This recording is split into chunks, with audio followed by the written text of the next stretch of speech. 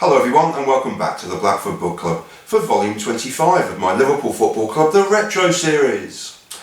Now this volume is longer than usual and I know you're a forgiving lot out there, so you'll forgive me some stumbles and some bumbles along the way. It also forms part of the very final chapter of my self-published book, Chasing the Impossible and The Sword of Damocles, and the book on Liverpool Football Club I've always wanted to write. I'm immensely proud of it. Go on, buy it, it's nearly Christmas. And it is a very long chapter coming up. But let's just see how we do. Go on, buy that book. It's nearly Christmas. I'll briefly recap the game and Liverpool win that 40 years ago took the Reds to the precipice of their 13th League Championship title. But first, a more personal tale. For Southampton Away, as it was always known growing up, was a pivotal fixture to find and pen with ink onto my footballing calendar every season, as I grew up roughly 19 or 20 miles along the south coast in the neighbouring city of Portsmouth, and so hence just a 30-minute train ride away from seeing my footballing heroes from Liverpool play. As is thoroughly documented in the final chapter of my book, I attended at least 15 of these footballing clashes between my first in 1985 and my last in the mid-2000s. I also have a claim to a further 3 matches I can't account for due to missing match tickets and programmes, as well as a failing memory. And I hopefully weave an interesting story around these games with the attending and being inside Southampton's famed old stadium, but now no more, the Dell, with the home end appearing ready to fall into the adjacent road at any time, or the antiquated floodlights atop the outdated stands, and the players who entered the field of play from an old building in the corner of the ground that was way past its sell-by date long before I first went there, in the mid-1980s. There were the hologram match tickets that always had the face of local hero Steve Moran on them, the short but eventful train journeys with regular companions Mark and Roger, as well as Steve the taxi driver, the paying in cash at the turnstiles, and the hours of waiting for them to open and trying to act like a man in a world I was too young and juvenile to understand. I try and paint a picture of what it was like to be amongst Scousers for the first time, and the fervent fans from the city of Liverpool, all of whom had travelled many hours to be here, whilst I, an interloper from just down the road, had travelled 3 or 4 stops on the train. And as the subtitle of my article suggests, I rejected love on Valentine's Day to be at this famed old stadium and my indulgent yearly fixture I so looked forward to, only to be smacked in the face by a Jamie Redknapp howitzer in practice before the game that knocked me out. A St. Valentine's Day massacre indeed. Not quite.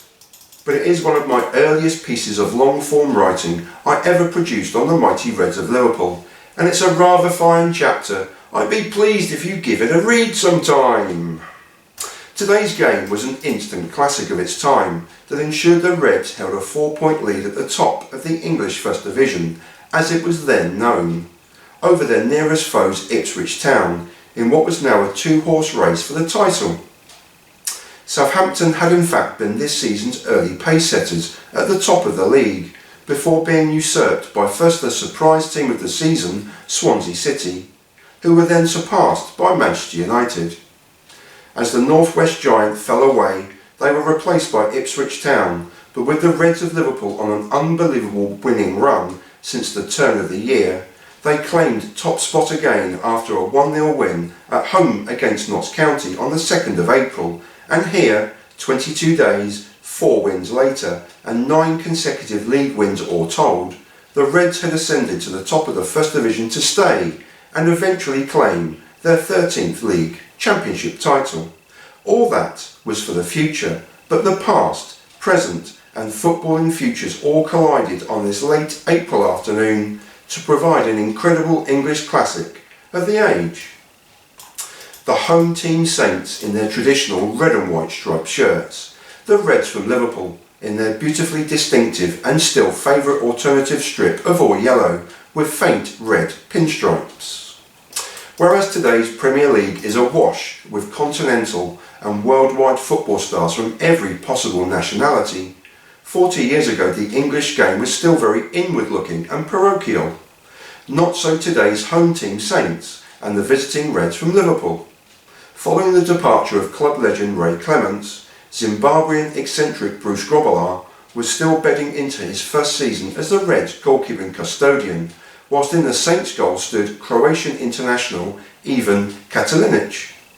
Despite the 5 combined goals these two legendary figures would concede on this particular afternoon, it could easily have been double had it not been for their incredible acrobatic skills in goal. Playing in front of these goalkeepers were two teams with a steely backbone of English and British players, as well as a mix of the youthful promise that would later become household names, as well as the already incredibly famous veterans playing alongside internationally renowned players such as Southampton fullback Ivan Golac, Yugoslavia, and Liverpool's energetic bundle of fire Craig Johnston, Australia, in his first season of many for the Reds. Whereas Southampton, under the direction of their legendary manager Laurie McMenemy, blended the youth of Graham Baker and Mark Wright, who would later captain Liverpool to an FA Cup final win exactly 10 years later, with the incredible experience of ex-Red Kevin Keegan, Mick Shannon, Alan Ball and David Armstrong. Bob Paisley was blending a Liverpool team of promise, Bruce Grobbelaar, Mark Lawrenson, Craig Johnston and Ian Rush, with the tried and trophy-winning formula of legends and veterans in the shape of Phil Neal, Phil Thompson, Alan Hansen and the King, Kenny Dalglish. Regular captain Graham Souness was absent again through injury, but in his stead was a young Irishman and future Liverpool captain, who throughout his career seemed to have an incredible knack for scoring vitally important goals, and today was no exception. Headline grabber Ronnie Whelan would score 2 goals today and the crucial winning goal with just 2 minutes left on the clock, but his first on 54 minutes was a real gem. A back-to-front move, started by a defensive-headed clearance from Phil Thompson, was cycled from Mark Lawrenson to Craig Johnston, who expertly with the outside of his right boot set Whelan clear and running through on goal. As Ivan Katalinic raced from his goal line to narrow the angle, Whelan nonchalantly chipped the advancing goalkeeper with the ease of a 21-year-old starlet at the peak of his youthful powers that brought TV commentator Gerald Sinstadt to exclaim triumphantly, "That goal was a surgeon's scalpel through Southampton." If that wasn't grand enough, yet another of TV's iconic football commentators of the time would outdo himself just minutes earlier. With the scoreline standing at 1-0 in favour of the Reds after a brilliant over-the-shoulder volleyed goal from Ian Rush on 12 minutes, the Saints of Southampton would equalise with that vaunted title of Goal of the Season. And what a goal it was, and what a goal I've admired now for nearly 4 decades. As with Whelan's early second half strike above, Southampton's first equaliser of 2 on this day would result from a brilliant and eventual breathtaking move from defence into attack, and without a single Liverpool touch along the way. The first part of the move was fairly pedestrian, following a defensive-headed clearance from Chris Nicol that David Armstrong and Nick Holmes together first brought under control, before exchanging passes and Holmes playing his usual cultured left-footed clearance along the left wing. Here, Kevin Keegan improvises with an instant header infield that Keith Cassells and Alan Ball now control between them, before Cassells releases back to Keegan, who in turn now passes back infield, past the forward run of David Armstrong and into the path again of Alan Ball.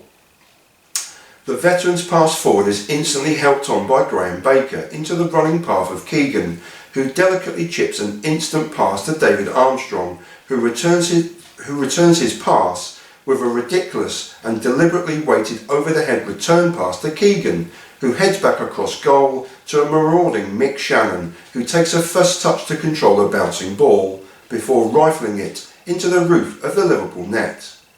As veteran Mick Shannon takes off to celebrate in his distinctive arm-whirling celebration, the TV commentator exclaims excitingly, "You won't see a better goal than that this season. That was marvellous."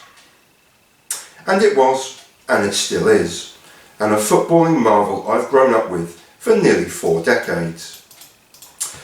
But with time running out and Liverpool mounting one last attack in their desperate attempt for the victory that would take them a step further toward their 13th League Championship, Ian Rush refuses to give up on a non-threatening situation by the corner flag before releasing Kenny Dalglish with his back to goal. With a feint to go one way, he turns the other before releasing a perfect pass into the running stride of the 21-year-old Irishman Ronnie Whelan, and the youngster smashes an unstoppable first-time shot past Katalinic in the Saints' goal. Cue Gerald Sinstadt again. Ronnie Whelan's second goal wins the game for Liverpool. And that was an exciting end to volume 25 of Liverpool Football Club, the Retro Series. And it does form part of the final chapter of a book I'm immensely proud of. Go on, buy it in Christmas. I'll leave you in peace and in solidarity. And I thank you so sincerely for watching. Please take care out there, everyone. Peace.